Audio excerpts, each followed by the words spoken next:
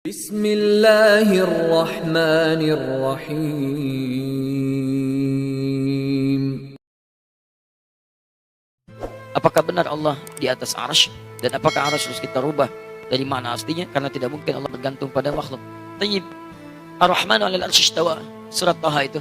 Ya, Ar-Rahmanu 'alal arsy istawa. Allah Subhanahu wa taala dalam arsy-Nya istawa. Istiwa. Dalam memahami istiwa ini ulama sudah terbagi pada beberapa pendapat. Umumnya dua pendapat. Ada yang mengatakan sudah menempatkan sesuai dengan hukum ayatnya saja. Namanya tafwid. Tafwid itu mengembalikan makna kepada apa yang hanya diketahui oleh Allah Subhanahu wa taala. Qur'annya berkata Ar-Rahmanu, Allah yang Rahman itu 'alal arsy, di arsy istawa. Jadi ada arsy, yang di arsy itu Allah istawa. Apa makna istawa itu? Apakah menguasai? Apakah berdiam? Apakah bertempat? Ataukah ada di situ? Nah, kata pendapat yang pertama, istiwa itu maklum, diketahui sesuai dengan pengetahuan Allah. Karena sesuai dengan hukum Allah, kita tidak perlu kemudian menafsirkan, biarkan ayatnya saja seperti itu. Ada ayat-ayat muhkamat yang pasti diketahui oleh kita, ada ayat mutasyabihat. Dalam ayat mutasyabihat jangan banyak dipertanyakan, karena itu bagian dari tingkat keimanan. Keimanan itu bukan untuk disoal, keimanan itu diyakini. Jadi kalau ada istiwa, ya sudah istiwa. Bagaimana istiwanya nggak usah ditanya, karena segala yang terkait dengan Allah hanya Allah yang memahaminya. Jadi nggak usah banyak ditafsirkan, tidak usah banyak ditakwilkan. Arasnya ada, sudah di aras. Bagaimana arasnya? Nggak usah ditanya. Makanya kata Imam Malik rahimahullah, ya, lihat al-istiwa'u ma'lumun ma'rufun. Istiwa itu diketahui, itulah istiwa. Was-su'alu anhu bid'atun. Bertanya bagaimana istiwa di aras itu bid'ah. Jadi kalau kata Imam Malik, pertanyaan ini bid'ah. Maksudnya apa? Jangan banyak bertanya pada sesuatu yang sudah jelas aturannya. Bertanya pada sesuatu yang jelas sama dengan nanti membiaskan kita. Dan jangan pikirkan segala sesuatu tentang Allah. Pikirkan tentang kekuasaan Allah sehingga mendekatkan kita kepada Allah. Memikirkan segala hal yang terkait dengan ini. Pertama, apa faedahnya untuk antum? Tidak ada. Gak ada faedah, cuma perdebatan aja, ribut. Gara-gara ini istiwa, ini bukan, ini takwil, ini bukan. Akhirnya pada ribut, lupa dengan ibadah, lupa dengan awas saling menghormati, lupa dengan saling silaturahim. Gara-gara kasus istiwa semacam ini, ayatnya datang sebagai ujian keimanan. Tapi antum tampakkan hal-hal yang melanggar iman. Saling mencela, melanggar keimanan. Makanya ketika ada larangan ayat Quran jangan mencela, dibuka dengan iman. Quran surah 49 ayat 11-12. Ya ayyuhalladzina amanu la yaskhar qaumin qaum, jangan saling mencela. Ketika menyebutkan jangan saling mencela, ayatnya dibuka dengan kalimat iman. Ar-Rahmanu 'alal arsy istawa itu untuk menunjukkan tingkat keimanan, latihan iman. Kok kenapa antum melanggar iman? Jelas ya? Yang kedua itu menakwilkan.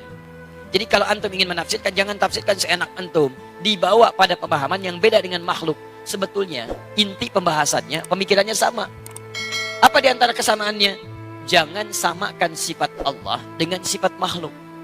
Tanzihu sifatillahi subhanahu wa ta'ala al-khaliq min sifatil makhluk. Menyucikan sifat Allah dari sifat makhluk. Ada yang mengatakan sudah istiwa itu artinya bertempat. Allah punya tempat, tempatnya di arsy. Yang punya tempat itu makhluk. Allah tidak dibatasi dengan tempat. Kalau Allah punya batas tempat, artinya Allah sama sifatnya dengan makhluk. Ya, artinya mujassam itu menempat. Kalau sudah punya tempat, berarti menempat sama dengan makhluk. Gak boleh. Kalau Allah kemudian butuh tempat, berarti punya kebutuhan. Sedangkan Allah maha luas, laisa kamitslihi syai'. Allah menempat, berarti butuh tempat. Ketika Allah tidak ada di tempat itu, di mana Allah? Jelas ya? Nah, itu ada masalah dalam akidah.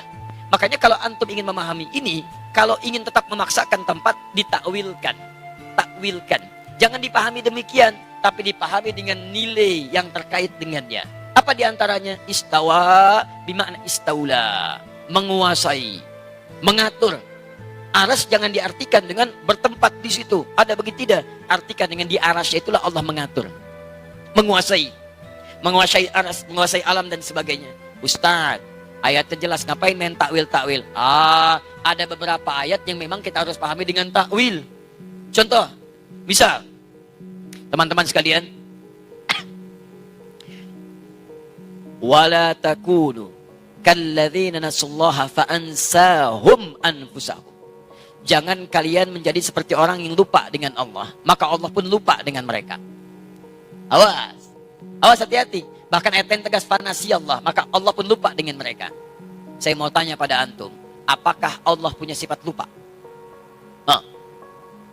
Allah punya sifat lupa enggak?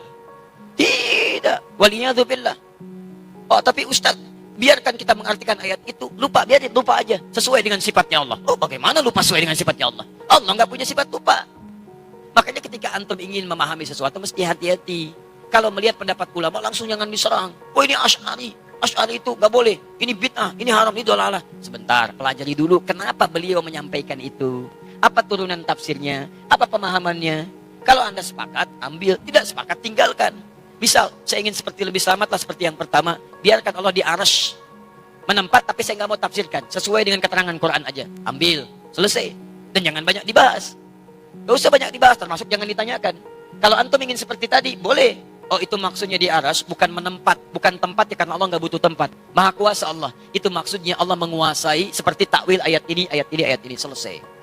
Makanya saya ketika disoal teman-teman tentang hadis nuzul, Allah turun ke langit dunia. Ustaz Adi mengingkari hadis nuzul. Ah, antum yang kurang gaul. Antum kurang piknik, kapan saya mengingkari hadis itu?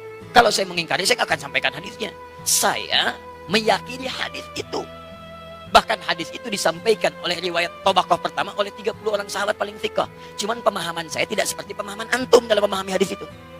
Itu masalahnya. Ini kadang orang itu seenaknya saja. Ustaz ada mengingkari ini. Bukan mengingkari, antum yang kurang paham. Saya meyakini hadis itu, cuman pemahaman saya beda dengan pemahaman antum. Jadi teman-teman ada yang menafsirkan Allah turun. Turunnya itu betul-betul turun ke langit dunia. Turun. Dibatasi dengan tempat. Penafsiran itu menurut saya tidak tepat. Kalau antum ingin artikan sesuai hadis, jangan dibahas bagaimana caranya. Sudah biarkan dengan hadisnya. Tapi ketika antum katakan turun ke langit itu benar-benar turun, berarti Allah menempat. Itu mujassam. Nah, dalam nilai akidah ada firqah disebut dengan mujassimah. Firqah itu menjadikan Allah berjisam kepada makhluk yang semalam saya bahas itu. Di antara turunannya aliran sesat, kata Syekh Hashim. Siapa aliran sesat ini yang meyakini Allah mujassam? Mujassam itu menyatu dengan benda, dengan tempat, bahkan dengan makhluk. Di antara yang paling fatal, Allah menyatu dengan jasad seseorang. Itulah yang manunggaling kaulah Gusti. Ya, menyatu dengan diri saya, merasa lebih dekat. Siapa kamu? Saya Allah. Allah sedang apa? Sedang makan. Itu bahaya. Musyrik itu. Termasuk maaf, Allah ada di tempat, Allah menetap. Paling sederhana saja begini. Maaf ya, Papua dengan Lampung bedanya 2 jam. Duluan Papua. Kalau antum artikan hadis akhir malam dengan Allah turun, misal Allah turun ke dunia. Di situ ada.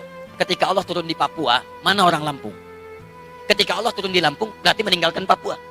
Sedangkan sifat Allah meliputi seluruh alam, tidak dibatasi dengan tempat. Makanya tanzihul khaliq min sifatil makhluk. Antum kalau ingin bicara masalah ini mesti hati-hati. Kalau antum menyentuh sesuatu yang sensitif, bisa salah antum. Ketika salah menilai Allah, bisa kufur antum di situ. Bisa bahaya. Awas, kalimat kufur ini mesti hati-hati. Nanti dipotong lagi nanti di situ kalimatnya. Nanti nyebar lagi macam-macam lagi. Awas, ada orang yang hobi motong-motong. Ya, itu dosanya banyak itu. Jelas ya? Cara paling gampang yang seperti itu, kalau ingin paling gampang, sudah antum yakini saja, belum punya ilmu diimani, jangan banyak dibahas. Termasuk pertanyaan seperti ini. Ya, simpan aja, yakini aja, jangan terlibat pada hal-hal diskusi yang tidak meningkatkan iman atau membuat antum justru saling meninggalkan ibadah, lupa dengan nilai-nilai yang lebih penting. Biarkan sifat Allah dengan keagungan Allahnya, sifat kita hanya sekedar mengikuti tuntunan Allah Subhanahu wa taala. Paham? Jadi kata Imam Malik bertanya seperti ini, hukumnya apa? Bid'ah ini. Bismillahirrahmanirrahim.